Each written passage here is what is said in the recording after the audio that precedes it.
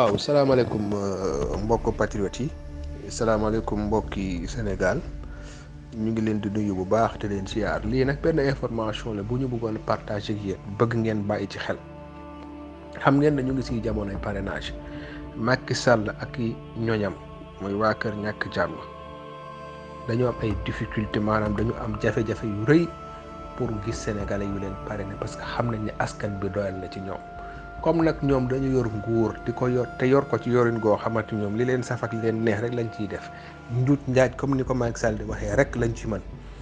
fi mu toll ni dañu nekk di nax ñenn ñi ci askan wi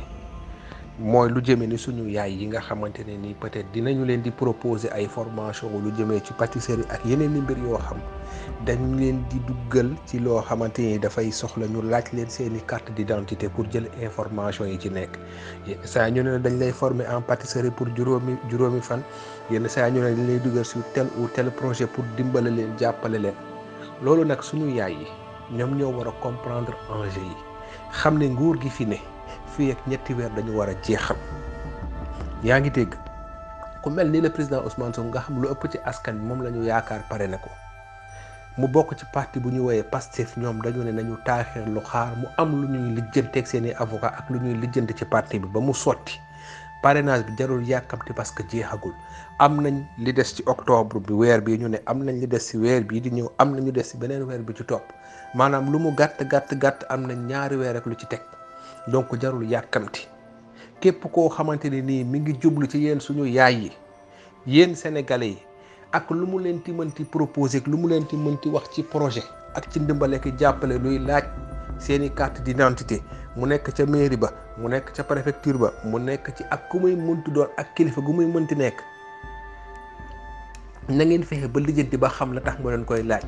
wala bu ngeen mënee sax bañ a joxe seeni carte d'identité sax mooy li gën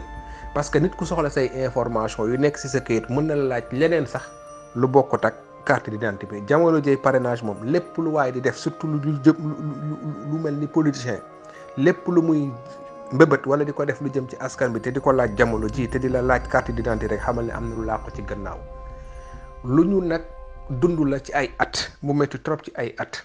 mu des ay weer pour ñu jeexal ko jàll ci leneen ku ci nekk nag war nga mën a muñ ku ci nekk war nga mën a seetlu ku ci war nga mën a seetantal ba xam li la war ak li la warul parce que nag li fiy jële li fi nekk ñun ñëpp ñoo ciy jàpp tindi ko lii nag lu ñu bëgg a partager la